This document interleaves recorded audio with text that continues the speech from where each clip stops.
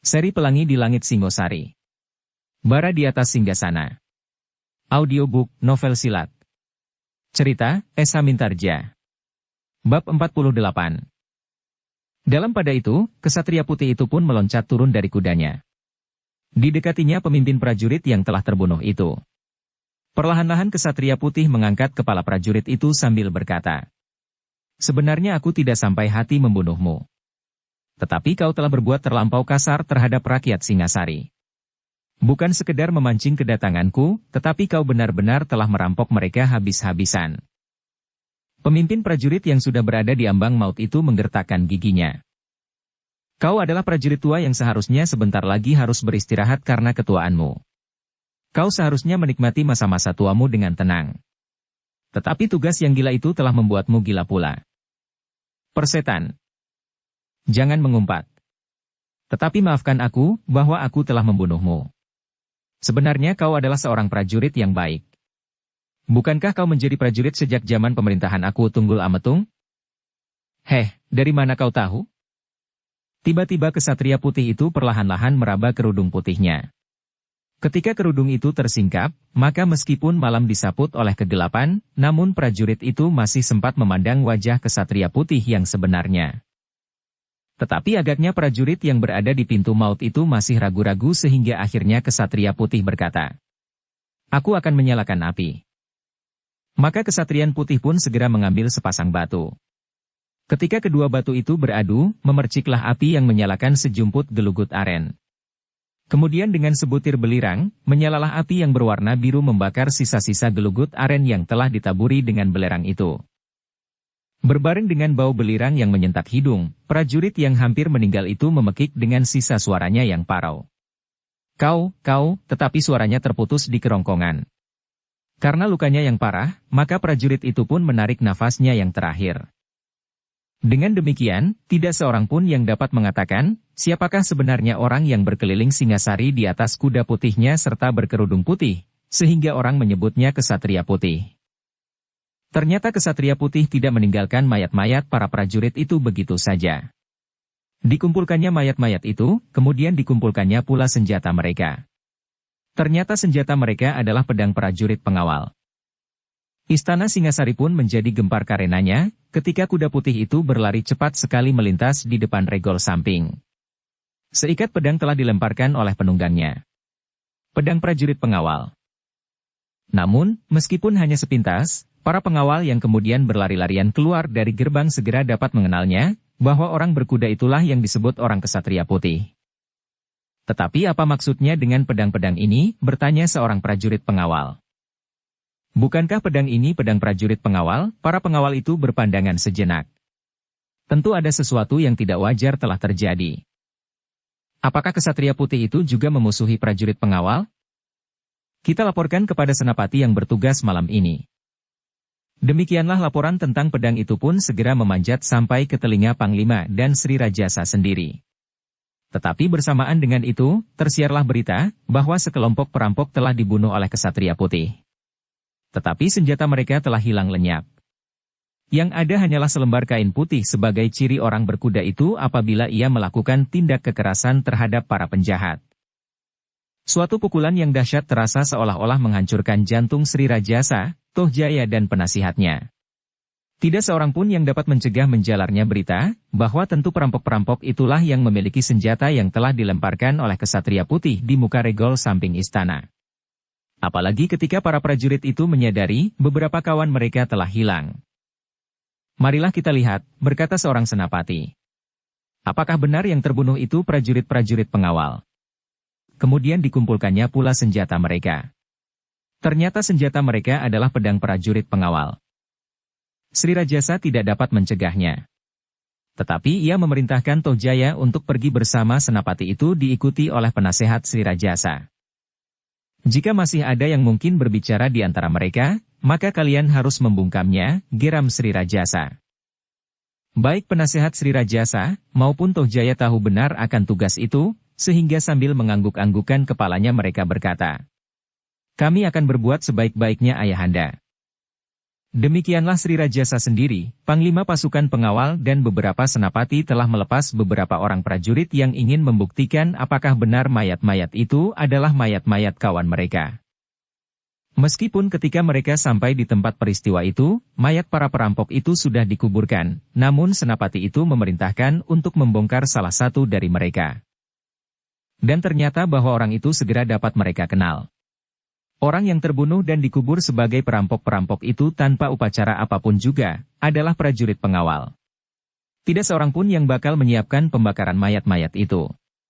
Tidak seorang pun yang mengacuhkannya dan tidak seorang pun yang menyebut nama mereka. Mereka mati dengan hina dan dibuang tanpa arti. Mereka mencemarkan nama prajurit Singasari, berkata senapati itu. Iya, Geram Tohjaya. Ada berapa orang semuanya yang terbunuh? Dari orang-orang yang menguburkan perampok-perampok itu Tohjaya mendapat keterangan bahwa jumlahnya sesuai dengan jumlah prajurit yang telah mendapat tugas rahasia dari Ayahanda Sri Rajasa, sehingga dengan demikian Tohjaya menarik kesimpulan bahwa prajurit-prajurit itu telah terbunuh semuanya. Dengan demikian maka Tohjaya hanya dapat menarik nafas dalam-dalam. Namun demikian keheranan yang dahsyat telah mengguncang dadanya. Ternyata Kesatria Putih dapat mengalahkan sekelompok prajurit pengawal pilihan itu, dan membinasakan mereka. Apakah benar Kesatria Putih itu hanya seorang diri? Pertanyaan itu telah menyentuh hati Tohjaya, dan bahkan kemudian juga Sri Rajasa. Tetapi untuk sementara mereka dapat menarik nafas lega, karena rahasia mereka telah ikut terkubur bersama terkuburnya para prajurit yang benar-benar menjadi perampok itu. Namun demikian mereka masih juga selalu bertanya-tanya. Apakah Kesatria Putih mengetahui permainan Sri Rajasa, dan karena itu ia telah dengan sengaja melemparkan pedang prajurit itu ke depan regol samping istana. Ternyata yang tertarik dengan peristiwa itu bukan saja para prajurit, tetapi juga Anusapati dan Sumekar. Peristiwa terbunuhnya beberapa orang prajurit yang telah menjadi perampok itu benar-benar telah menggemparkan seisi istana. Bahkan menjalar sampai keluar dinding. Bagaimana juga hal itu dicoba dirahasiakan, namun akhirnya tersebar juga. Yang terjadi di Singasari benar-benar telah membingungkan aku, berkata Anusapati kepada Sumekar. Aku tidak tahu bagaimana aku harus menanggapi masalah ini. Sumekar pun menjadi bingung. Ia tidak mempunyai cara yang dapat diberikan kepada Anusapati, meskipun ia akhirnya yakin bahwa sebenarnya lah Mahisa Agni telah mulai dengan permainannya untuk mengimbangi permainan Sri Rajasa. Seolah-olah di Singasari telah berdiri dua orang raksasa dengan kepentingannya mereka masing-masing, dan sedang melakukan permainan mereka untuk mempertahankan kepentingan mereka tersebut. Tetapi di saat-saat keadaan yang semakin memuncak itu, Sumekar menganggap perlu untuk bertemu dengan Mahisa Agni, karena ia merasa sebagai seorang yang harus mengawasi keadaan Anusapati sehari-hari.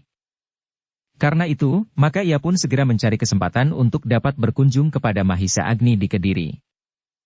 Namun dalam pada itu Sumekar yang juga memiliki kemampuan berpikir itu pun dapat pula membayangkan bahwa pasti ada kecurigaan juga terhadap Mahisa Agni di dalam kemelutnya keadaan yang semakin gawat. Memang rakyat Singasari tidak banyak melihat pergulatan dua kekuatan di puncak pemerintahan itu. Tetapi sebenarnya lah bahwa telah terjadi sesuatu yang mengkhawatirkan. Sehingga karena itu, ia pun harus mempunyai cara yang khusus untuk dapat bertemu dengan Mahisa Agni di Kediri, agar apabila ada pengawasan dari petugas sandi yang dikirim oleh Tohjaya dan Sri Rajasa, ia dapat lepas dari jaring-jaring itu. Kepergian Sumekar itu telah didesak pula oleh tugas terakhir yang tidak disangka-sangka bagi putra mahkota. Ketika suasana Singasari semakin diliputi oleh kekaguman terhadap kesatria berkuda putih itu, maka Anusapati lelah dipanggil oleh Ayahanda Sri Rajasa untuk menghadap. Anusapati, berkata Sri Rajasa. Apakah kau tidak mendengar cerita tentang orang yang menyebut dirinya Kesatria Putih? Ampun Ayahanda. Hamba memang ada mendengar berita itu, jawab Anusapati. Dan kau selama ini hanya diam saja. Pertanyaan itu ternyata telah membingungkan Anusapati. Kau terlalu asyik menunggui istri dan anakmu. Kau sama sekali tidak berbuat apa-apa bagi Singasari, padahal kau adalah putra mahkota, yang aku harapkan kelak untuk memimpin pemerintahan. Dada Anusapati menjadi berdebar-debar. Ia memang tidak berbuat apa-apa. Tetapi hal itu justru karena ia tidak berani melanggar segala macam titah dan perintah Ayahanda Sri Rajasa. Anusapati, berkata Sri Rajasa. Sebagai seorang putra mahkota kau harus pandai menilai keadaan. Juga tentang kesatria putih itu. Ampun ayahanda, sebenarnya lah hamba mengikuti berita tentang kesatria putih itu dengan ragu-ragu. Hamba tidak berani mengambil suatu sikap atau kesimpulan apapun, karena hamba tidak berani melanggar titah ayahanda. Itu adalah kesalahanmu yang terbesar. Kau adalah putra mahkota. Kau harus dapat mengambil sikap menanggapi suatu masalah. Kalau kau selalu menunggu, maka kau akan ketinggalan. Apa yang pernah kau perbuat selama ini bagi Singasari? Sebelum kesatria putih muncul, agaknya Tojaya lebih cekatan daripadamu, ia sudah berbuat sesuatu bagi Singasari. Namun akhirnya terganggu karena munculnya kesatria putih. Tetapi apakah yang pernah kau lakukan selama ini? Anusapati tidak menjawab. Sambil menundukkan kepalanya ia berkata kepada diri sendiri. Memang tidak pernah. Aku tidak pernah berbuat sesuatu. Namun demikian di luar sadarnya Anusapati telah menyalahkan dirinya sendiri. Kenapa selama ini ia harus bersikap pura-pura? Kalau ia tidak bersikap pura-pura, maka ia tidak akan mungkin dianggap sebagai seseorang yang tidak pernah berbuat sesuatu. Aku akan berbuat sesuatu, berkata Anusapati, namun. Tetapi bagaimana dengan Paman Mahisa Agni? Jika seseorang melihat kemampuanku yang sebenarnya, maka ia pasti akan bertanya, dari mana aku menerima tuntunan untuk mencapai tingkat itu. Maka mau tidak mau aku harus menyebut nama Paman Mahisa Agni. Selagi Anusapati merenungi dirinya sendiri, ia terperanjat karena Sri Rajasa bertanya pula kepadanya. Apakah yang kau renungi Anusapati? Ampun ayahanda. Hamba merenungi diri hamba sendiri. Sebenarnya lah hamba tidak pernah berbuat apa-apa, karena hamba tidak berani melanggar titah ayahanda. Bahwa hamba harus selalu berada di istana apabila setiap saat ayahanda memanggil hamba. Kau menangkap dan mengartikan semua perintahku seperti kanak-kanak atau seperti seseorang yang telah sama sekali pikun. Semua perintah dan tugas harus kau lakukan dengan baik, tetapi hidup, bukan perintah dan tugas yang mati. Ampun ayahanda. Hamba akan mencoba menjalankan titah sejauh dapat hamba lakukan. Hamba akan mencoba untuk berbuat sesuatu. Terlambat, desis Sri Rajasa. Meskipun suara Sri Rajasa itu hampir tidak didengarnya, namun kata-kata itu benar-benar telah mengejutkan Anusapati, sehingga tanpa sesadarnya ia telah mengangkat wajahnya. Tetapi wajah itu pun segera tertunduk kembali. Anusapati, berkata Sri Rajasa. Betapapun kecilnya, Tojaya pernah berbuat dan merebut hati rakyat. Sekarang, rakyat Singasari seakan-akan telah tertiup oleh nama kesatria putih yang muncul di segala tempat. Bahkan hampir mustahil terjadi, bahwa hari ini kesatria putih berada di ujung selatan kota, tetapi sehari kemudian ia sudah berada jauh di padesan di sebelah utara untuk menumpas sekelompok perampok. Bahkan pernah terjadi beberapa orang prajurit Singasari yang telah mencemarkan nama baik kelompoknya justru pasukan pengawal. Anusapati menjadi semakin tunduk. Karena itu Anusapati, berkata Sri Rajasa kemudian. Berbuatlah sekarang untuk merintis jalan bagimu. Kesempatan bagimu yang sudah lewat itu, harus kau buka kembali. Kalau kau berhasil, maka kau akan mendapat tempat di hati rakyat Singasari. Tetapi kalau kau gagal, maka kau akan tetap dalam keadaanmu sekarang. Seorang laki-laki cengeng yang hanya dapat menunggui istri di dalam biliknya. Dada Anusapati serasa akan pecah mendengar kata-kata Sri Rajasa itu. Hampir saja ia menjelaskan keadaan dirinya sendiri yang sebenarnya karena perasaannya yang pedih. Tetapi untunglah bahwa ia masih mampu bertahan untuk menundukkan kepalanya terus.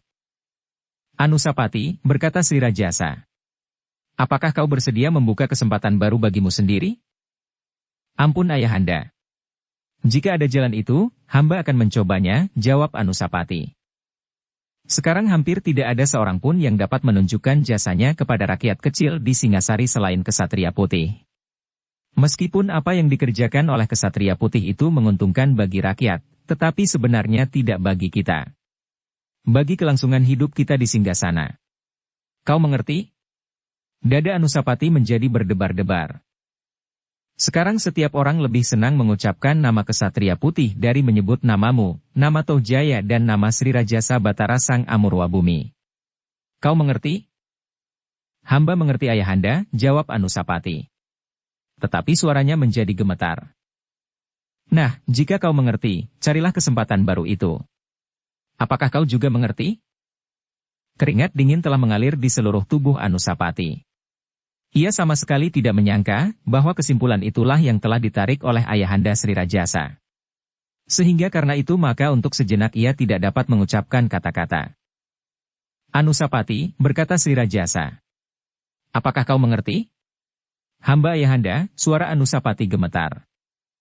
Bagus. Kau mendapat tugas untuk menyingkirkan kesatria putih itu. Bukankah kau putra mahkota? Tentu kau tidak rela apabila sepeninggalku kelak, orang lebih senang mematuhi pimpinan kesatria putih daripadamu. Dan baru setelah kesatria putih itu lenyap, kau mendapat kesempatan baru untuk berbuat jasa bagi rakyat Singasari.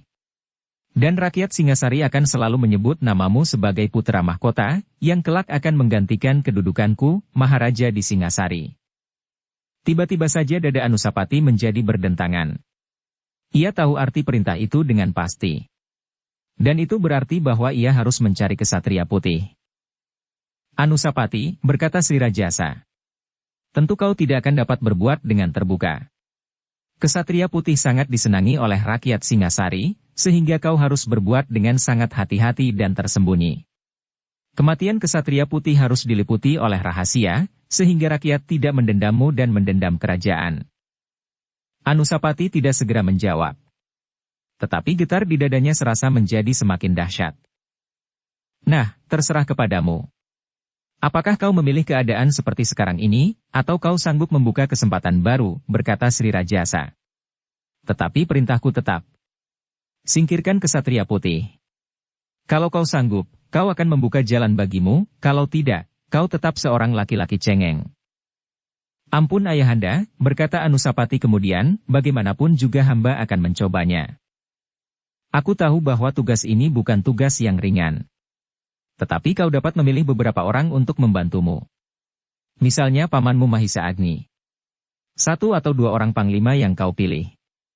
Kau dapat memanggil mereka menghadap aku, dan aku akan memberikan perintah rahasia kepada mereka. Hamba tuanku.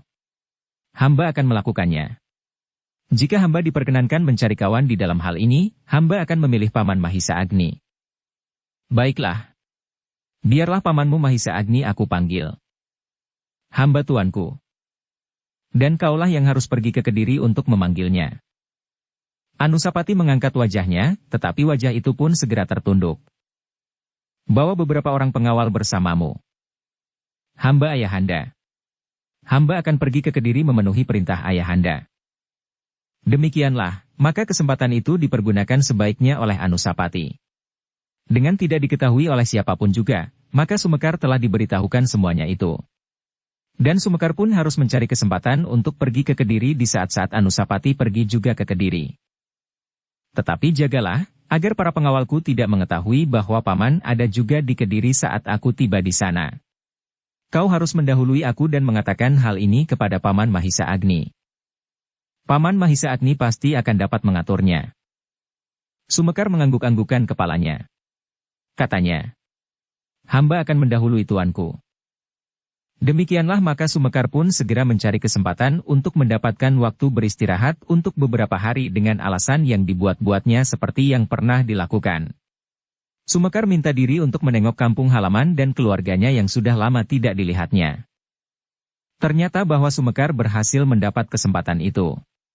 Dengan demikian maka ia pun segera pergi ke Kediri. Dengan hati-hati dan tanpa menimbulkan kecurigaan siapapun juga, Sumekar berhasil dilihat oleh Mahisa Agni duduk di pinggir jalan raya di Kediri, hanya beberapa langkah dari regol istananya. Desis Mahisa Agni. Orang itu pasti mempunyai kepentingan. Adalah, tanpa diduga-duga sama sekali, bahwa tiba-tiba saja kuda Mahisa Agni melonjak dan tidak dapat dikuasainya. Dengan liarnya kuda itu berputar-putar sambil melonjak-lonjak. Untunglah bahwa dengan tangkasnya Mahisa Agni berhasil meloncat dan terhindar dari malapetaka. Dan ternyata ia meloncat selangkah di dekat Sumekar. Sumekar yang duduk di pinggir jalan dengan tergesa-gesa meloncat berdiri. Kemudian dengan kaki gemetar ia melekat dinding batu di depan istana Mahisa Agni. Beberapa orang pengiring Mahisa Agni pun segera berusaha menangkap kendali kuda yang tiba-tiba menjadi liar. Sementara itu Mahisa Agni sempat berbisik. Masuklah nanti tengah malam meloncati dinding belakang. Aku sedang dalam pengawasan. Mahisa Agni tidak sempat mengatakan keterangan tentang dirinya lebih panjang lagi. Ketika beberapa orang pengiring mengerumuninya, ia tertawa sambil menepuk pundak Sumekar yang menggigil ketakutan. Kau tidak apa-apa? Oh, tidak tuan, tidak. Hamba tidak apa-apa, sementara itu para pengiring Mahisa Agni telah berhasil menangkap kendali kuda Mahisa Agni dan menenangkannya. Bawa kuda itu ke kandangnya, berkata Mahisa Agni. Ada sesuatu yang kurang berkenan di hatinya. Para pengiring Mahisa Agni itu pun segera menuntun kuda itu masuk halaman dan langsung dibawa ke kandang, sementara Mahisa Agni berjalan memasuki halaman istananya. Dengan demikian maka para pengiringnya pun tidak lagi naik ke atas punggung kuda masing-masing, tetapi mereka pun menuntun kuda mereka memasuki regol. Di malam hari, ketika bintang gubuk penceng tepat berada di tengah, sesosok tubuh dengan hati-hati telah meloncati dinding bagian belakang halaman istana Mahisa Agni. Perlahan-lahan ia berlindung di bagian yang dibayangi oleh tanaman perdu. Sejenak Sumekar menunggu ketika kemudian sesosok tubuh yang lain pun telah menyelinap di dalam bayangan tumbuhan mendekati tempat Sumekar berlindung. Kakang Agni, panggil Sumekar berbisik. Mahisa Agni yang sedang menjemput Sumekar itu berhenti sejenak. Meskipun ia belum melihat orangnya, tetapi ia sudah mendengar desah nafasnya, sehingga sejenak kemudian ia pun segera dapat menemukannya. Marilah, masuklah ke ruang dalam. Sumekar tidak menyahut. Ia hanya mengikuti saja Mahisa Agni yang berjalan mengendap-endap di istananya sendiri. Aku merasa bahwa Sri Rajasa sedang mengawasi tingkah lakuku, berkata Mahisa Agni. Dari mana kau tahu? Bertanya Sumekar. Mahisa Agni tidak segera menyahut. Baru setelah mereka berada di dalam ia menjelaskan. Firasatku mengatakan demikian. Apalagi ketika aku melihat dua orang prajurit dari pasukan pengawal berada di Kediri. Tentu bukan hanya mereka berdua. Pasti ada prajurit sandi pula yang selalu berkeliaran di sini. Kenapa Sri Rajasa mengawasi Kakang Mahisa Agni? Aku kira tentang orang yang disebut Kesatria Putih. Sri Rajasa agaknya curiga juga. Apakah orang yang menyebut dirinya Kesatria Putih itu bukan aku? Apakah Sri Rajasa menebak tepat? Tentu tidak. Aku tidak akan mendapat kesempatan keluar dari istana terlalu sering. Bagaimanapun justru aku berusaha, tetapi jika demikian pada suatu saat pasti akan diketahuinya pula. Jadi siapakah Kesatria Putih itu? Lakuku, berkata Mahisa Agni. Mahisa Agni tersenyum. Katanya, akulah yang mengendalikannya, meskipun bukan aku sendiri. Sumekar mengangguk-anggukan kepalanya. Katanya. Aku sudah yakinkan sebelumnya. Permainan kalian sudah mulai. Sri Rajasa dengan permainannya dan kau dengan permainanmu. Agaknya usaha Sri Rajasa untuk menyemarakkan nama Toh Jaya dapat kau potong dengan Kesatria Putihmu. Mahisa Agni masih tersenyum. Jawabnya. Ya, demikianlah yang aku kehendaki. Tetapi kau tidak mengetahui akibat selanjutnya. Ternyata permainan Sri Rajasa menjadi semakin keras? Maksudmu? Aku menduga bahwa prajurit-prajurit pengawal yang baru-baru ini dimusnahkan oleh Kesatria Putih adalah prajurit-prajurit yang sengaja dipasang oleh Sri Rajasa. Mahisa Agni mengangguk-angguk. Ternyata setelah prajurit-prajurit itu hancur, keluarlah perintahnya yang tidak terduga-duga. Apakah perintahnya dan kepada siapa? Anusapati, jawab Sumekar. Lalu diceritakannya apa yang harus dilakukan oleh Anusapati atas Kesatria Putih itu. Jadi Anusapati mendapat perintah untuk membinasakan Kesatria Putih. Ya, dan ia boleh memilih di antara para panglima dan senapati untuk membantunya. Dan orang itu adalah Kakang Mahisa Agni. Ah, Mahisa Agni berdesah. Kemudian dikatakannya pula oleh Sumekar, bahwa Anusapati akan segera datang ke Kediri secara resmi memanggilnya menghadap Sri Rajasa, untuk menerima perintah rahasia itu. Mahisa Agni mengangguk-anggukan kepalanya. Setelah merenung sejenak, maka katanya kemudian. Baiklah. Biarlah Anusapati bertemu sendiri dengan Kesatria Putih itu. Apakah ia ada di sini? Mahisa Agni mengangguk-anggukan kepalanya. Jawabnya. Ya. Ia ada di sini. Apakah kau akan menemuinya? Sumekar termangu-mangu sejenak. Sore tadi aku memanggil mereka masuk. Mereka? Ya mereka. Sumekar menjadi semakin termangu-mangu. Apalagi ketika kemudian dari balik pintu keluarlah 3 orang dalam pakaian kesatria yang disebut kesatria putih lengkap dengan kerudung putihnya. Ketiga orang itu berjalan hampir berbareng mendekatinya. Sumekar sama sekali tidak dapat mengenal mereka seorang demi seorang. Yang dapat dibedakan hanya perbedaan tinggi dari ketiganya yang tidak begitu menyolok. Yang seorang lebih tinggi dari yang lain, tetapi agak lebih kurus. Salah seorang dari ketiga bertubuh sedang dan segar berdiri di paling tengah. Apakah kau dapat mengenal mereka? Bertanya Mahisa Agni. Sumekar menggelengkan kepalanya. Jawabnya. Tentu tidak. Tetapi sekarang aku tahu, inilah agaknya rahasia kesatria putih yang seakan-akan naik kuda sembrani yang dapat terbang dari ujung ke ujung Singasari yang lain. Sehari ia berada di utara, sehari kemudian sudah di ujung selatan. Ternyata kesatria putih itu tidak hanya seorang. Sungguh, permainan yang mengasyikkan. Mahisa Agni tersenyum. Kau akan segera mengenalnya, berkata Mahisa Agni. Merekalah yang telah merampas kesempatan Tohjaya untuk mendapat dukungan lebih besar lagi karena permainan yang baik dari Sri Rajasa. Setiap kali mereka memancing kerusuhan-kerusuhan, dan Tohjayalah yang berhasil menyelesaikan. Tetapi sejak munculnya kesatria putih, maka kesempatan itu hampir tidak ada lagi. Semua orang kini mempercakapkan kesatria putih. Sumekar mengangguk-anggukan kepalanya. Silahkan memperkenalkan diri, berkata Mahisa Agni kepada ketiga kesatria putih itu. Hampir berbareng ketiga melepaskan kerudungnya. Dan Sumekar yang melihat mereka seorang demi seorang menarik nafas dalam-dalam. Hampir tidak terdengar ia berdesah. Yang seorang memang sudah aku duga. Tetapi yang dua sama sekali tidak. Yang seorang dari mereka adalah Witantra. Sambil tersenyum ia berkata. Aku telah ikut di dalam permainan yang menyenangkan ini. Sumekar mengangguk-anggukan kepalanya. Kini ia tahu pula, bahwa bekas tangan kesatria putih memang agak berbeda-beda. Kadang-kadang kesatria putih tidak membunuh korbannya. Tetapi kadang-kadang ditumpasnya habis-habisan. Dan kini ia dapat menduga, siapa yang telah melakukannya. Bagaimanapun juga sisa-sisa sifat yang pernah dimiliki oleh kesatria putih yang seorang masih juga membekas. Meskipun kini ia sama sekali sudah berubah, namun dalam saat-saat yang genting, tanpa disadarinya masih juga muncul kekerasan dan bahkan kekasarannya. Ia adalah kakak seperguruan Sumekar sendiri. Kuda Sempana. Tetapi yang seorang dari ketiganya, Sumekar masih harus mengingat-ingat. Adi seperguruanku, berkata Witantra. Namanya Mahendra. Oh, Sumekar mengangguk-angguk. Nah, berkata Mahisa Agni. Jika ada kesempatan, kau dan aku dapat ikut bermain juga. Tetapi kesempatan itu terlampau sulit kita dapatkan.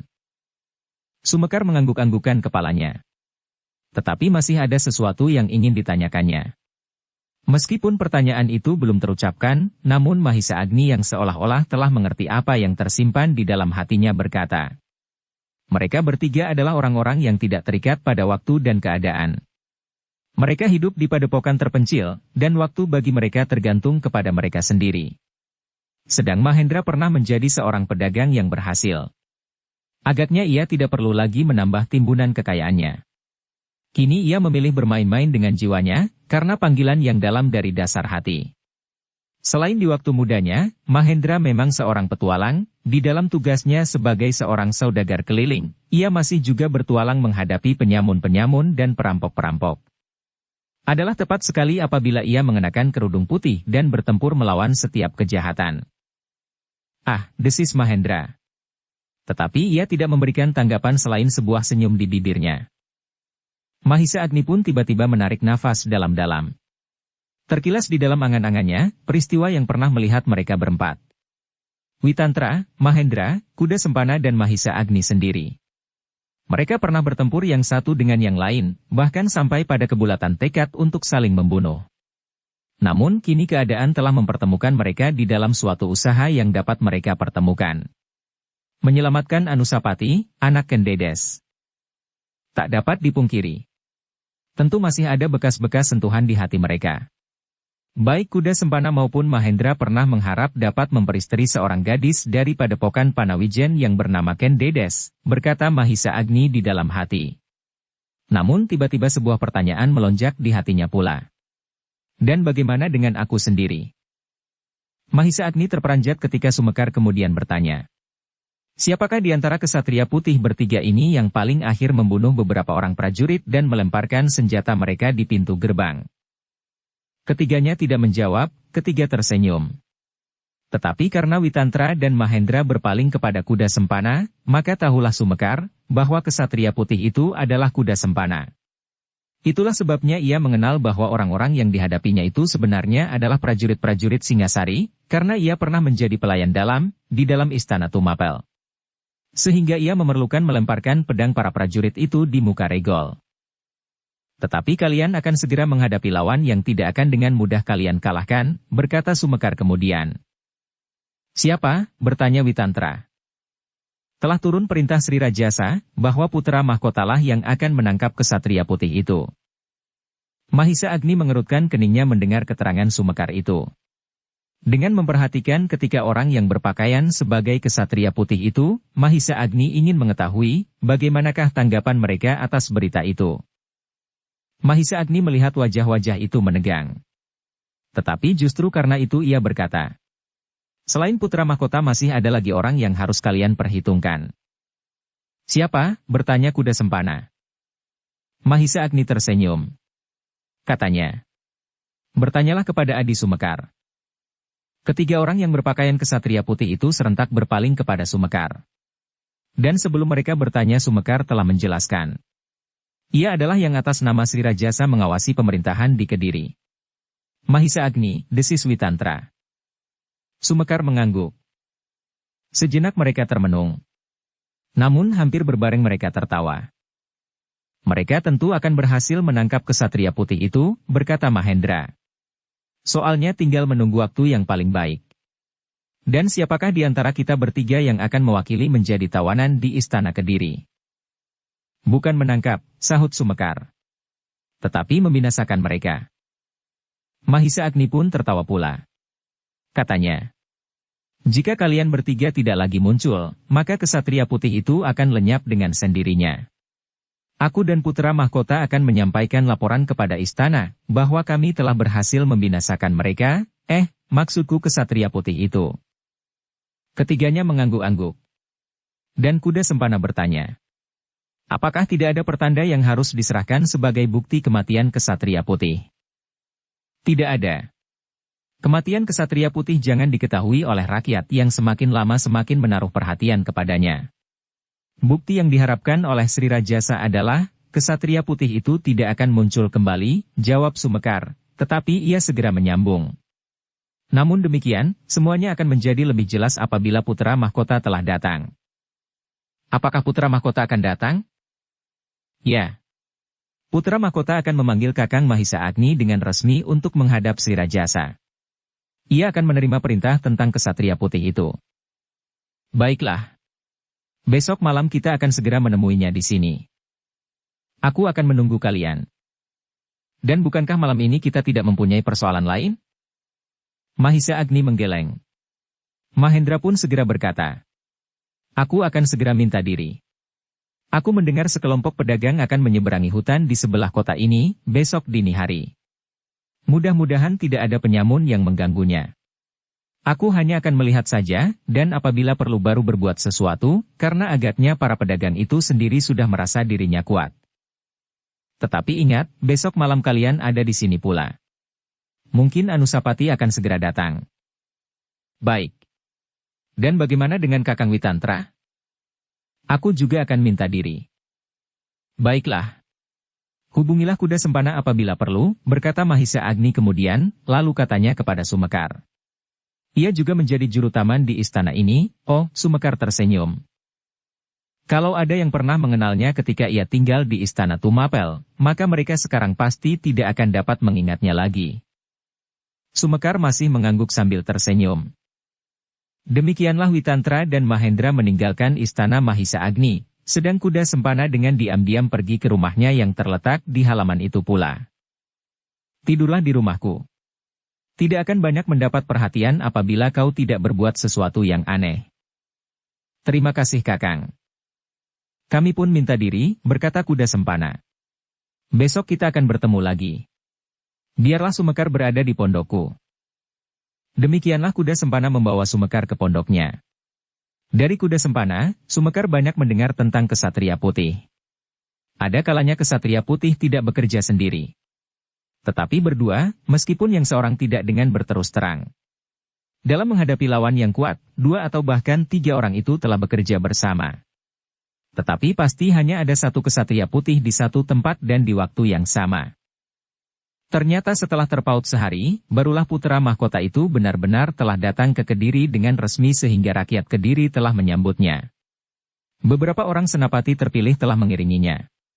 Kehadiran Anusapati benar-benar telah mendapat sambutan yang baik, justru karena Mahisa Agni bersikap baik terhadap mereka. Mahisa Agni pun telah mengadakan sambutan yang resmi pula. Namun dalam pada itu, di pondok kuda sempana telah menunggui Tantra, Mahendra dan Sumekar. Mereka harus mendapat kesempatan untuk bertemu dengan Anusapati. Sementara itu Mahendra sempat menceritakan saat-saat ia mengikuti para pedagang yang menyeberangi hutan di sebelah kota. Ternyata perjalanan itu telah tercium oleh segerombol perampok. Meskipun iring-iringan pedagang itu menyeberang tepat dini hari, namun penyamun itu telah menunggunya. Agaknya mereka benar-benar telah memperhitungkan kekuatan mereka. Witantra, kuda sempana dan Sumekar mendengarkan cerita itu sambil mengangguk-angguk. Mahendra yang juga sering mengenakan pakaian kesatria putih itu lebih senang menolong para pedagang, karena ia sendiri pernah menjadi seorang pedagang. Seperti kuda sempana ia tidak tanggung-tanggung menghancurkan setiap penjahat. Namun kadang-kadang masih juga ada 1-2 orang yang tersisa. Tetapi lain dengan kuda sempana. Ia menyapu setiap gerombolan sejauh mungkin dapat dilakukannya. Apakah mereka bertempur? Bertanya Sumekar kemudian. Ya. Para penyamun itu menjebak para pedagang dengan sebuah kepungan yang rapat sekali. Tetapi ternyata bahwa para pedagang itu pun memiliki kemampuan perlawanan yang tinggi, sehingga tidak mudah bagi para penyamun untuk menundukkannya. Tetapi para pedagang itu kalah, sahut Witantra. Dan cerita itu disambung dengan kehadiran kesatria putih untuk menolong mereka dan menghancurkan para penjahat itu. Mahendra tertawa. Katanya, "Tidak. Aku tidak menunggu para pedagang itu kalah, karena penyamun itu benar-benar kuat. Aku datang selain para pedagang itu masih bertahan sekuat-kuat tenaga mereka. Dengan demikian, maka pekerjaanku tidak begitu berat karena aku dibantu oleh para pedagang itu sendiri. Namun demikian, berita yang tersiar, kesatria putih seorang diri telah berhasil membinasakan segerombolan penyamun yang maha kuat." Mereka yang mendengarkan cerita itu tertawa.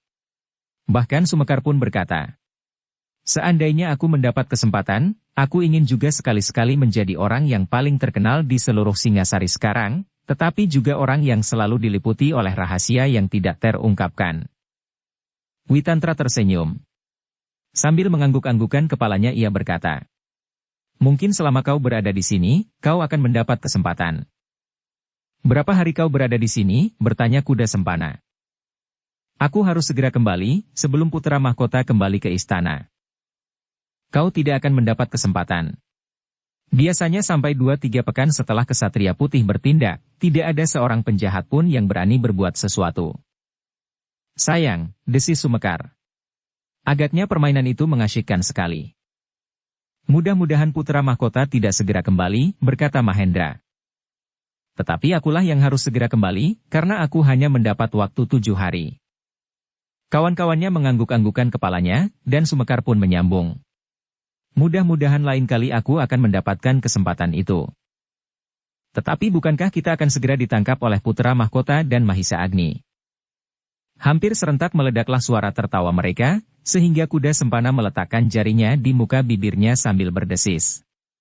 "Hus, tetangga-tetanggaku, para abdi istana ini akan menjadi heran dan curiga mendengar kalian adalah saudara-saudaraku yang datang dari desa. Tetapi kalau kalian tertawa terbahak-bahak, mereka akan mencurigainya. Orang-orang yang datang dari desa tidak pernah tertawa terlampau keras." "Bohong," sahut Mahendra. "Aku benar-benar datang dari desa, tetapi mungkin akulah yang paling keras tertawa." Kawan-kawannya pun kemudian menutup mulut mereka, karena tertawa mereka hampir meledak kembali. Dalam pada itu, Mahisa Agni telah mengatur suatu acara khusus untuk mempertemukan Ksatria Putih dengan Anusapati tanpa diketahui oleh para pengiringnya. Di dalam ruangan tersendiri, dan tanpa menimbulkan kecurigaan, Anusapati sempat menjadi terheran-heran ketika ia dihadapkan kepada 3 orang Ksatria Putih. "Aku hampir tidak percaya kepada penglihatanku," ia berdesis. Hamba pun semula tidak mempercayainya, bisik Sumekar yang duduk di sampingnya. "Siapakah mereka?" "Hamba tidak boleh menjelaskan tuanku. Biarlah Kakang Mahisa Agni menyebut mereka seorang demi seorang." Mahisa Agni tersenyum. Katanya, "Aku akan memperkenalkan mereka." Anusapati memandang mereka dengan terheran-heran ketika ketiganya membuka kerudung masing-masing. "Nah," berkata Mahisa Agni, "kau sudah berhadapan dengan Ksatria Putih. Apakah kau akan menangkap mereka?" Anusapati masih merenungi ketiga orang itu. Witantralah yang kemudian berkata sambil membungkukkan kepalanya. "Hamba menunggu perintah tuanku. Apakah tuanku akan menangkap hamba, atau tuanku akan mengizinkan hamba meneruskan permainan ini?" Anusapati menjadi termangu-mangu. Ia tahu benar bahwa Witantra berdiri di pihaknya di dalam perbandingan kekuatan yang ada, yang berujung pada dirinya sendiri dan adiknya Tohjaya. "Apakah sebenarnya maksud paman dengan permainan ini?" bertanya Anusapati. "Merebut perhatian rakyat Singasari dari Tohjaya. Permainan mereka pun sudah dimulai. Dan kita pun harus mengimbanginya jika kita tidak ingin tertinggal. Tetapi apakah keuntunganku dengan permainan paman ini? Setidak-tidaknya, rakyat Singasari tidak lagi selalu mengeluhkan Tohjaya sebagai seorang yang paling mereka sukai di seluruh Singasari. Kemudian, kita akan melihat perkembangan seterusnya." Tertawa mereka hampir meledak kembali. Anusapati menarik nafas dalam-dalam. Sejenak dipandanginya ketiga orang yang disebut Ksatria Putih itu dengan saksama, kemudian ia berpaling dan memandang Mahisa Agni yang sedang merenunginya pula. "Anusapati," berkata Mahisa Agni kemudian, "memang kau tidak akan mendapat keuntungan langsung dari hadirnya Ksatria Putih ini di bumi Singasari, tetapi pada suatu saat kau akan merasakan manfaatnya. Tetapi Paman Mahisa Agni, apakah yang harus aku lakukan dengan perintah Ayahanda Sri Rajasa untuk menyingkirkan Ksatria Putih? Bahkan bersama Paman Mahisa Agni? Kita harus menyanggupinya. Tetapi tentu saja kita tidak dapat memberikan batas waktu." Namun ternyata bahwa Ksatria Putih masih saja berkeliaran. Kita tentu dapat mengemukakan alasan bahwa kita belum dapat menjumpainya. Ksatria Putih selalu menghindari kita berdua. Mungkin Ayahanda dapat mempercayainya sebulan 2 bulan. Tetapi pada suatu saat Ayahanda akan menjadi curiga juga terhadap kita. Dalam pada itu kita akan mencari jalan. Kalau perlu, kegiatan Ksatria Putih kita hentikan. Bukankah dengan demikian kita dapat mengatakan bahwa kita sudah berhasil menyingkirkannya? Mahisa Agni berhenti sejenak. Lalu, tetapi kita pun harus bersiap menghadapi permainan Tohjaya berikutnya. Anusapati mengangguk-anggukan kepalanya. "Nah Anusapati," berkata Mahisa Agni kemudian, "kau tidak usah menjadi gelisah oleh perintah Sri Rajasa itu." Anusapati mengangguk-anggukan kepalanya. Selama ini pamannya banyak memberikan tuntunan dan jalan keluar dari hampir setiap kesulitan. Karena itu, maka kali ini pun ia percaya bahwa pamannya akan dapat memberikan jalan kepadanya, keluar dari kesulitannya kali ini. Demikianlah maka pada saatnya, setelah Sumekar mendahului, Anusapati pun kembali pula ke Singasari bersama Mahisa Agni, yang kemudian menerima perintah langsung dari Sri Rajasa untuk menyingkirkan Ksatria Putih bersama Anusapati. "Aku percaya kepadamu," berkata Sri Rajasa, "bahwa kau akan dapat melakukannya untuk kepentingan putra mahkota, yang seakan-akan telah kehilangan kesempatan untuk dikenal oleh rakyat Singasari." "Hamba tuanku," jawab Mahisa Agni sambil menundukkan kepalanya. "Hamba akan mencobanya." "Kau harus berhasil. Jika tidak, maka nasib Anusapati kelak tidak akan dapat kita bayangkan. Ia tidak lebih dari seorang ksatria yang selalu dibayangi oleh ksatria lain yang tidak dikenal. Dan tidak mustahil, bahwa setelah mendapatkan perhatian sedemikian besarnya dari rakyat Singasari, Ksatria Putih akan berani melakukan perbuatan yang dapat menghanyutkan Anusapati dari tahtanya." Sri Rajasa berhenti sejenak. Lalu, Mungkin hal itu tidak akan dapat dilakukannya selagi aku masih ada. Tetapi pada suatu saat, aku akan kembali kepada Yang Maha Agung. Nah, sesudah datang saat itu, aku tidak akan dapat berbuat apa-apa lagi atas Anusapati dan melindunginya dari setiap bahaya yang mengancamnya. Baiklah tuanku, berkata Mahisa Agni. Hamba mengerti betapa pentingnya tugas ini, tetapi juga betapa sulitnya. Hamba harus melakukannya tanpa setahu rakyat Singasari. Karena bagi mereka Ksatria Putih adalah seorang pahlawan. Ya. Mudah-mudahan hamba dapat melakukannya bersama tuanku putra mahkota. Demikianlah Mahisa Agni dan Anusapati mempersiapkan diri untuk melakukan tugas itu. Namun Mahisa Agni telah memohon kepada Sri Rajasa, agar ia diperkenankan melakukan tugas itu berdua saja dengan Anusapati, tanpa pengiring dan pasukan pengawal sama sekali. Kenapa? Bertanya Sri Rajasa. Sepasukan prajurit, betapapun kecilnya akan mudah sekali diketahui oleh Ksatria Putih, sehingga mereka akan selalu menghindar. Kenapa mereka? Apakah Ksatria Putih itu lebih dari seorang? Maksud hamba, ia akan selalu menghindar. Bagaimana kalau kau mempergunakan cara yang justru akan memancing Ksatria Putih itu? Maksud tuanku, hamba menyamar sebagai segerombolan perampok? Ya. Ksatria Putih akan segera mengenal dan dapat membedakan karena hamba tentu tidak akan benar-benar melakukan perampokan itu. Sri Rajasa menarik nafas dalam-dalam. Lalu katanya, terserah kepadamu. Yang penting, Ksatria Putih itu dapat kita singkirkan. Setidak-tidaknya ia tidak dapat melakukan kegiatannya lagi. Demikianlah, maka Mahisa Agni dan Anusapati mulai dengan tugasnya yang baru. Mahisa Agni tidak segera kembali ke Kediri, karena ia harus mengawani Anusapati mencari Ksatria Putih. Tidak seorang pun yang mengetahui tugas itu. Ken Dedes tidak, istri Anusapati pun tidak. Usaha menyingkirkan Ksatria Putih tidak boleh diketahui oleh siapapun juga.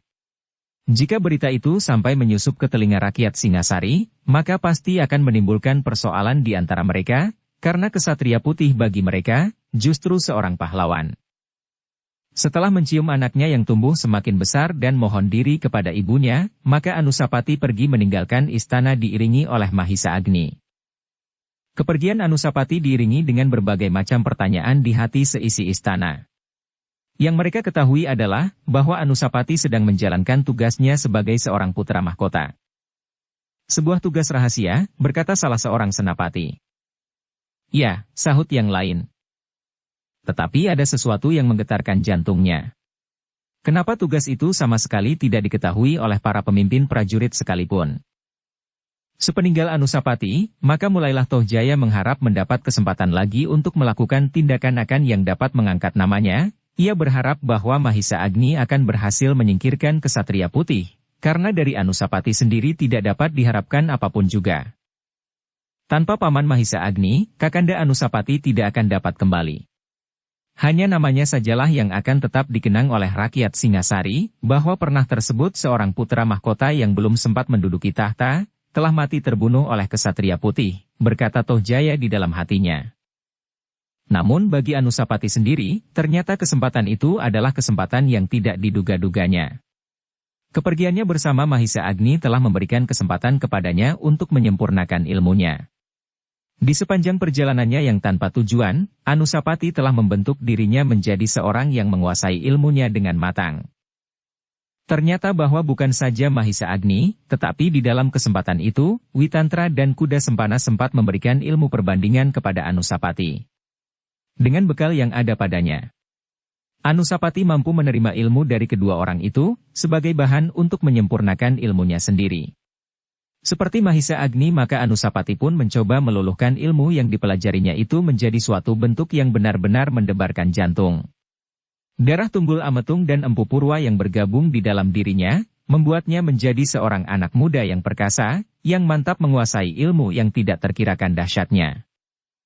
Mahisa Agni, Witantra, Mahendra dan Kuda Sempana yang selalu menungguinya, apabila Anusapati berlatih, menjadi berdebar-debar. Bahkan akhirnya mereka percaya, bahwa ilmu yang dimiliki oleh Anusapati itu adalah ilmu yang tidak ada duanya. Dengan bekal itu, seandainya ia didesak oleh suatu keharusan, maka ia pasti akan dapat mengimbangi kemampuan Sri Rajasa yang memiliki ilmu tanpa dipelajarinya dari perguruan manapun juga. Sementara Anusapati menempa dirinya, maka Sumekar selalu berdebar-debar menungguinya. Apa saja yang telah dilakukan oleh Anusapati di dalam perjalanannya. Namun Sumekar telah membayangkan pula, bahwa Anusapati pasti akan mempergunakan kesempatan itu untuk menyempurnakan diri. Mudah-mudahan putra mahkota berhasil membuat dirinya menjadi laki-laki terbaik di Singasari, desisnya. Dalam pada itu, maka Sumekar berusaha memenuhi pesan Anusapati dan Mahisa Agni sebaik-baiknya, sementara putra mahkota tidak ada, Sumekar harus menjaga istrinya dan ibunda Permaisuri sebaik-baiknya. Demikianlah, maka atas permintaan Mahisa Agni, ketiga orang yang sering melakukan petualangan sebagai kesatria putih, untuk beberapa saat lamanya telah menghentikan kegiatannya. Dengan demikian maka untuk beberapa saat nama kesatria putih tidak lagi disebut-sebut dalam suatu tindakan baru. Orang-orang Singasari justru mulai bertanya-tanya, dalam beberapa saat terakhir kesatria putih tidak lagi pernah muncul. Di saat-saat yang lampau, meskipun tidak sedang melakukan tugasnya, menghancurkan perampok dan penjahat. Kesatria putih sering menampakkan dirinya kepada para peronda. Melambaikan tangannya dan bahkan kadang-kadang berbicara sepatah kata. Sudah agak lama kita tidak mendengar sesuatu tentang kesatria putih, desis seseorang.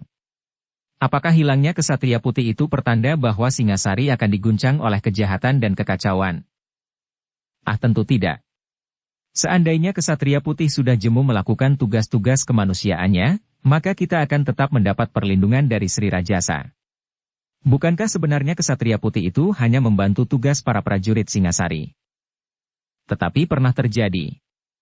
Kesatria putih menghancurkan sekelompok prajurit Singasari. Bukan prajurit Singasari. Meskipun mereka prajurit, tetapi kesatria putih menghancurkan mereka sebagai segerombolan perampok. Itulah yang mencemaskan. Ternyata ada juga prajurit yang kehilangan keseimbangannya dan melakukan perbuatan terkutuk itu. Namun bagaimanapun juga, rakyat Singasari merasa seakan-akan kehilangan apabila benar-benar kesatria putih tidak akan muncul lagi di atas bumi Singasari. Bersambung ke bab 49. Dukung kami dengan subscribe, follow, like, komen dan share. Terima kasih.